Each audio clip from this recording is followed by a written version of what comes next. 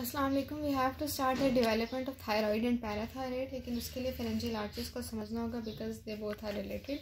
अब pharyngeal apparatus हमारे पास क्या होता है? Pharyngeal apparatus basically tissue bands हैं कुछ, ठीक है, जिन्होंने हेड और नेक में कुछ इंपॉर्टेंट स्ट्रक्चर्स बनाने होते हैं।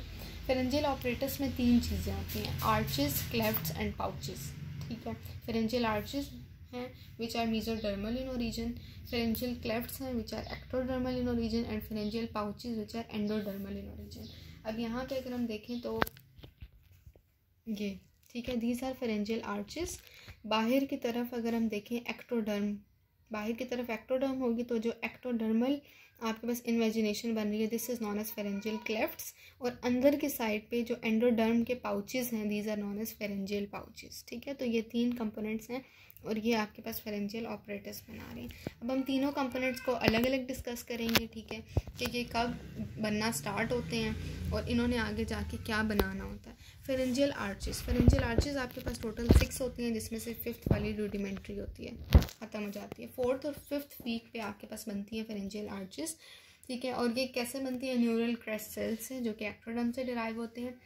और इसका स्ट्रक्चर किस तरह का होता है, ठीक है। एक फेरेंजियल आर्च का अगर हम स्ट्रक्चर देखें तो वो किस तरह का होता है कि उसमें आपके पास सबसे अंदर होती है आर्च आर्टरी, ठीक है। मतलब कि हमें पता है कि हर फेरेंजियल आर्च को डिफरेंट आर्टरी सप्लाई करती है, ठीक है। तो सबसे पहले आपके पास आर्च की आर्टरी होगी, बाहर मेसोडर्म का कोर होगा, उसके बाहर न्यूरल क्रेस्ट सेल्स होंगे, ठीक है, जिन्होंने कार्टिलेज बनाना है। उसके बाद आपके पास इस साइड पे मतलब बाहर की तरफ एक्टोडर्म है, ठीक है, जो क्लेफ्ट बना रही है, और अंदर की साइड पे एंडोडर्म है जो कि फेरेंजियल पाउच बना रही है। तो this is the structure of the one pharyngeal arch, ठीक है। तो अगर हम इसको समराइज़ करें, हर आर्च के पास क्या क्या है? हर आर्च के पास अपनी आर्टरी है, मतलब उसके कितने कंपोनेंट है आर्च के? हर आर्च की एक आर्टरी है, एक कार्टिलेज है उसका, ठीक है, जो कि न्यूरल क्रेस्ट सेल से बन रहे हैं। इसके अलावा उसके पास अपना मसल होगा, ठीक है, अपनी नर्व होगी जो कि सप्लाई करेगी म्यूकोजा को भी और मसल्स को भी, ठीक है। Now what are the derivatives of pharyngeal arches? Pharyngeal arches जो है, अब मैंने आपको बताया कि हर आर्च की आर्टरी है, हर आर्च ने मसल बनाने हैं, कार्टिलेज बनाना है, बोन बनानी है।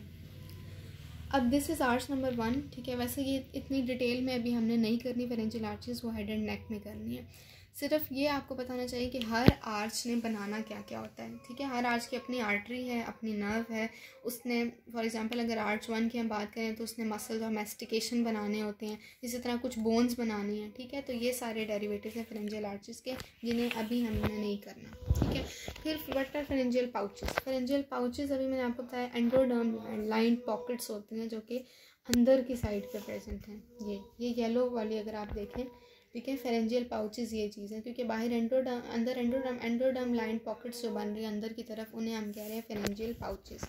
और ये क्रेनियोकॉर्डल सीक्वेंस में बनते हैं, मतलब ऊपर से नीचे की तरफ इस सीक्वेंस में इनकी डेवलपमेंट होती है। इसमें 4 वेल डिफाइंड होते हैं, 5th वाला एब्सेंट या फिर रूडिमेंट्री होता है। अब पाउचेस हमारे पास 4 हैं, first pharyngeal pouch, second pharyngeal pouch, third and fourth, ठीक है। थायराइड और पैराथायराइड की डेवलपमेंट के लिए आपको थर्ड और फोर्थ फेरेंजियल पाउचेस हमारे कंसर्न है। फर्स्ट फेरेंजियल पाउच आपका क्या बनाता है? इसका डेरिवेटिव में ट्रिम्पैनिक कैविटी और लिटरी ट्यूब, ठीक है। और सेकंड फेरेंजियल पाउच जो है वो टॉन्सिल्स बनाएगा। तो ये आपके इसके डेरिवेटिव्स हैं, ठीक है। अब हमने यहाँ पे देखना है थर्ड फेरेंजियल पाउच क्या क्या बनाता है। थर्ड फेरेंजियल पाउच और fourth pharyngeal pouch they are very important. Copy को फोकस करो। थर्ड फेरेंजियल पाउच के 2 विंग्स होते हैं, dorsal wing and ventral wing, ठीक है। फोर्थ के भी इसी तरह से 2 विंग्स होते हैं। अब इसका जो डॉर्सल विंग है वो कोई और चीज़ बनाएगा और जो वेंट्रल विंग है वो कोई और चीज़ बनाएगा। डॉर्सल विंग आपके पास बनाता है इन्फीरियर पैराथायरॉइड्स, ठीक है। इस पर अगर आप यहाँ से देखेंगे, ये आपके पास हो गई फर्स्ट फेरेंजियल पाउच, ये वाला, ठीक है। सेकंड हो गया, हम अभी थर्ड और फोर्थ की बात करें, ठीक है। थर्ड फेरेंजियल पाउच को आप देखेंगे तो 2 चीज़ें बना रहा है। ये वाला इसका डॉर्सल विंग है ऊपर, ठीक है, जो डॉर्सल विंग ऊपर की तरफ मतलब पीछे की तरफ है, और ये वेंट्रल विंग है। जो डॉर्सल विंग है वो बनाता है इन्फीरियर पैराथायरॉइड्स, ठीक है। ये येलो कलर के आपको दिखाए हुए इन्फीरियर पैराथायरॉइड्स, और जो वेंट्रल विंग है वो बनाता है थाइमस। इसी तरह हम आ जाते हैं फोर्थ फेरेंजियल पे, तो फोर्थ फेरेंजियल का जो डॉर्सल विंग है वो बनाता है सुपीरियर पैराथायरॉइड्स। मतलब थर्ड और फोर्थ फेरेंजियल पाउच का जो डॉर्सल विंग्स हैं उन्होंने पैराथायरॉइड्स ही बनाने, लेकिन ये याद रखना है कि जो थर्ड है वो सुपीरियर पैराथायरॉइड नहीं बनाती, ठीक है, वो इन्फीरियर बनाएगी। फिर हम देखते हैं कि उनकी माइग्रेशन किस तरह होती है, अपनी ओरिजिनल पोजीशन पे किस तरह आते हैं। इन्फीरियर पैराथायरॉइड, ठीक है, ये आपके पास थाइमस है। फोर्थ वाली ने बनाई सुपीरियर पैराथायरॉइड डॉर्सल विंग ने, और जो इसकी वेंट्रल वाली विंग है वो बनाती है ultimobranchial body. Ultimobranchial body is a precursor of the parafollicular cells of thyroid gland. आपको पता है थायरॉइड ग्लैंड में 2 किस्म के सेल्स होते हैं, फॉलिकुलर सेल्स और पैराफॉलिकुलर सेल्स। तो फॉलिकुलर सेल्स हम आगे देखेंगे वो फोरामेन सीकम से किस तरह बनता है, लेकिन अभी पैराफॉलिकुलर सेल्स जो हैं वो अल्टीमोब्रेकियल बॉडी से बनते हैं, that arises from the ventral wing of the fourth pharyngeal pouch, ठीक है। अच्छा, अब ये आपके पास, अब हम देखते हैं माइग्रेशन किस तरह से होती है, क्योंकि आपको पता है कि थाइमस की पोजीशन क्या है कि वो सुपीरियर मीडियास्टिनम में होता है, ठीक है, और सुपीरियर और इन्फीरियर पैराथायरॉइड्स आपको पता है कि थायरॉइड ग्लैंड के पीछे पड़े हुए होते हैं, ठीक है। तो ये सब अपनी ओरिजिनल पोजीशन में किस तरह आते हैं, जब इनकी माइग्रेशन होती है। आपको पता है थाइमस की ओरिजिनल पोजीशन होती है सुपीरियर मीडियास्टिनम के अंदर। तो जब थाइमस नीचे की तरफ मूव करता है तो वो साथ ही इन्फीरियर पैराथायरॉइड्स को भी खींच के ले आता है। जब वो उनको भी साथ ले आता है तो इन्फीरियर पैराथायरॉइड्स अल्टीमेटली थायरॉइड ग्लैंड के पीछे और नीचे की तरफ चले जाते हैं।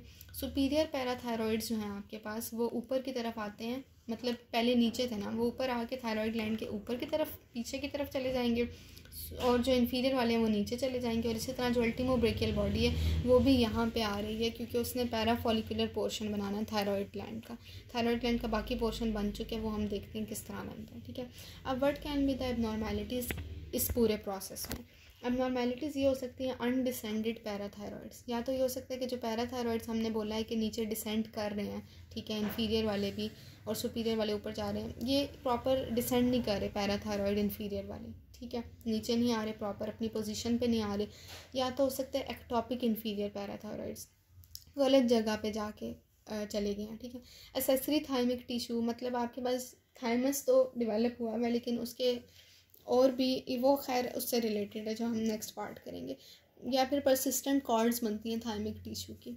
फेरेंजियल क्लेफ्ट्स, ठीक है, थर्ड कंपोनेंट है फेरेंजियल ऑपरेटर्स का। क्लेफ्ट्स आपके पास बनते हैं 5th वीक में।